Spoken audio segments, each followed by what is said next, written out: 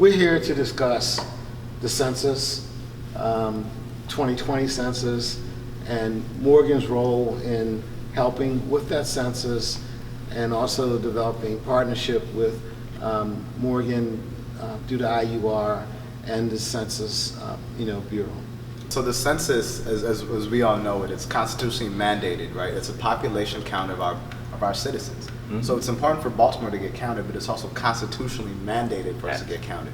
So it's based on a self-response score where everybody fills out a form every 10 years. So that's why they call it the decennial census. Happens every 10 years, which should be alarming.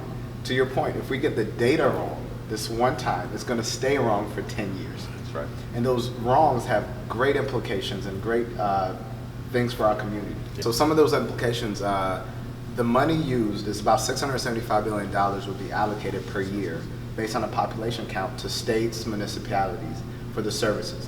So let's say we get it wrong over here, just down the street where Morgan is. Some of the services will not be enough, school funding, roads will not get repaired. So these things that we look at and be like, you know what, something is not right about Baltimore, right? The roads are not getting fixed, we don't have enough teachers, we don't have enough resources. All of it actually boils down to how well the population was counted 10 years ago. Absolutely. So when we're talking about we need to get counted, it's not a hypothetical thing for like 10 years ago, it's every day. To your point, it's the jobs, it's the services, it's the things that people need. And most of our data is formula driven. It's based on your population. Absolutely. So we need to get every person in this central Maryland to be counted so we get our proper share of the resources that this country has to offer. And that's the goal. So is there an issue, a disparity between the way the census is collected in low-income African-American neighborhoods versus, suburban, counties? There can be. Well, I will say that there can be a disparity, but there is a traditional and ongoing distrust of government. There's a lot of misinformation around how the data is distributed. The census data, once collected, is only provided in an aggregated way to the president and to other agencies. Nobody's personal information is shared. Title 13 of the U.S. Code actually protects everyone's personal information. Myself, as an employee of the Department of Commerce, U.S. Census Bureau, I can be fined up to $250,000 and face a 5-year prison sentence if I were to compromise that data in any way. So people need to know that their data, their personal information is protected and not shared with other agencies. But on the flip side of that, it's very important that every individual is counted and counted correctly.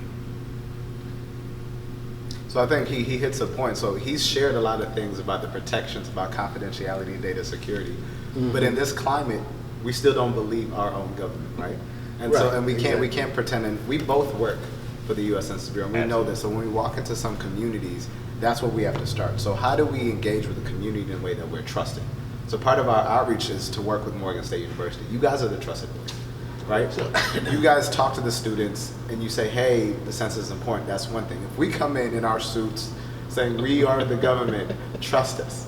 We know there's a trust divide, right? Absolutely. And that's why we were really excited to be here at Morgan State. Right, so you're saying there is a disparity. So there's an undercount basically in areas like Northeast Baltimore versus Howard County. Traditionally. Yeah. And so by being here at Morgan State University and developing this relationship and partnership with us, we can somehow mitigate that disparity and ensure that we have a more accurate count. Is that what you're Absolutely, because you guys are the trusted voice in this community. And Morgan State University is a research institution. One of the ways that we can mitigate the distrust is having an iteration of the message, having a unified message, a unified national message, and a unified local message here in Baltimore City to really inform people of what their responsibilities are, what their civic responsibilities are, what their civil rights are, and how the census will impact their lives individually. So again, it's all about messaging, and I think that the census is very, very intentional in tailoring messages for specific communities right here in Baltimore City. And I was going to say, so the other thing, approach that's really working, we ask people, what would you change about Baltimore and why, right? sometimes we go on walking tours. You can literally point out the things that need to be changed. We say, you know what, that is basic. Like, imagine if that thing could be changed by a better population count, right? Because a lot of people, it's not tangible. The other strategy is jobs. Right? People are like, I could really care less about 10 years from now. I could really care less about confidentiality, but what I need right now is a job. So the census actually has the largest peacetime workforce operation, because if we don't count people in our community due to the count, that's also an issue, right? We have door knockers that come to your door. If they don't look like the community, you won't open the door. In communities of color, as Terry Fisher pointed, the original thing is a distrust for government, right? So that's where it starts, a distrust for government. And there's so many touch points with government agencies or law enforcement that typically complicate our work, right? So to your point, when you see a census worker coming to your door the traditional way, they knock on your door, we have a natural just inclination to be like, I'm not opening that door. Absolutely. Right? Some of the services that we use in our communities are tied to census data, but in a way that, like, I'm not sure if I should answer this form correctly. So when we tell people for the first time, this one form is confidential. This one form will not be used against you. This one form, you can trust us. People are like, I don't believe you, right? So that's the starting point. The second thing, a lot of times in our communities, civic engagement is very low, right? Traditionally, we don't feel covered by our elected officials. So when we tell people, get civically engaged, it matters with the Constitution. We're like, politics has not done much for me lately. Absolutely. But now you're telling me to get civically engaged. Now you're telling me the Constitution that, for some people, they don't really believe covered us historically, right? So I think when you look at the historical narrative of government and communities, then you can really see why there's an undercounted community. So how does that hurt us? Yes, so to add to Julius's point, per capita or per person, I won't name figures, Julius. I can't name figures, but I will say that a significant amount of money of federal funding is lost when one individual is not counted here in Baltimore City and in this Northeast Baltimore community. So when people don't participate, we lose valuable funding that goes towards human service, social services, and infrastructure programs that will allow our communities to thrive. And we accidentally buy into a discriminatory, systemic racism type, pattern that we are desperately trying to get out. Or get out of. If we can't get out of it, well, one way of getting out of it is to participate in the census. So how do we get that word out to people? A strong population will mean less vacant houses, less abandoned neighborhoods. With the census, what the decennial does, it allows a community to say, here I am. I'm here and I require resources that will allow me to sustain. In 10 years, if we have a low response here in Baltimore City, what you'll see is a crumbling infrastructure. Our roadways will be ruined, and we won't have a mechanism to repair them. Our transportation, you'll see a marginalized and a minimalized transportation system that don't adequately get people to jobs so that they can thrive. So all these things are so imperative. All of the social determinants of health are touched by federal funds that come from the census count.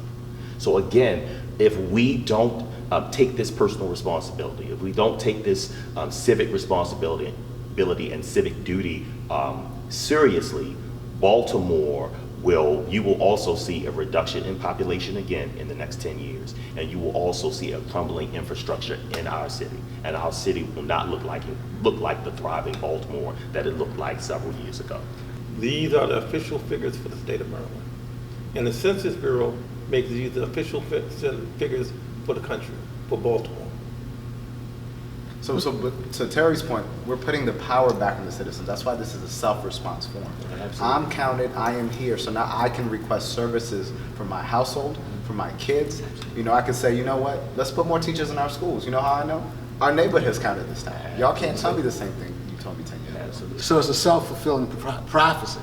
If we don't participate in the census, by increasing the count, then the areas and communities that we live in won't benefit, and we will look at that disbenefit and say that's the way it is.